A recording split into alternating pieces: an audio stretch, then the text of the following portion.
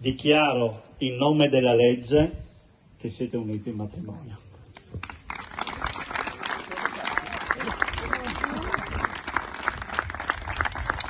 Stefano Tonuta e Bianca Navarra, novelli sposi. Possiamo dire di aver tenuto in qualche modo a battesimo entrambi. Lui, triestino, figlio d'arte, nei suoi primi successi sul parquet, nell'annata 2015 con Trieste, quando esplose come cestista, per poi salire alla ribalta nazionale e internazionale, 4 scudetti fra Venezia e Milano, un MVP del campionato e la presenza fissa in nazionale anche all'Olimpiade di Tokyo. Lei nella sua prima esperienza televisiva da giovanissima nella nostra redazione, quando alle sue foto da influencer abbinava i primi passi nel mondo della comunicazione. Bianca è tosta, precisa e solare. Stefano è deciso in campo quanto riservato nella vita d'ogni giorno, un cuore grande che ha mostrato tutte le sue emozioni nelle promesse davanti a una corona floreale da matrimonio all'americana.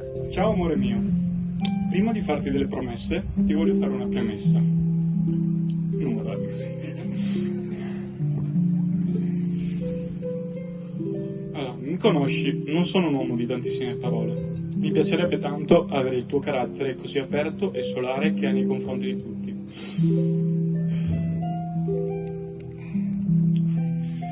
Sai, a me piace lavorare in silenzio e parlare poco, cercando però di dimostrarti un pochino giorno dopo giorno.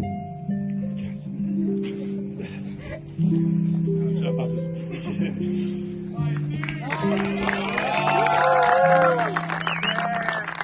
Due belli, due volti da copertina che hanno Trieste nel cuore e un sorriso sempre stampato sul volto. Sulle note della colonna sonora disneyana della Bella e la Bestia, le nozze diventano poesia. Il castello di Spessa c'è, il principe azzurro e la principessa Navarra pure. Gli ospiti eccellenti non mancano, a partire da Danilo Gallinari, giocatore NBA e uomo faro della nazionale, oltre che tanti volti noti del basket e del giornalismo. E dunque non può che finire con un bacio da favola. Auguri.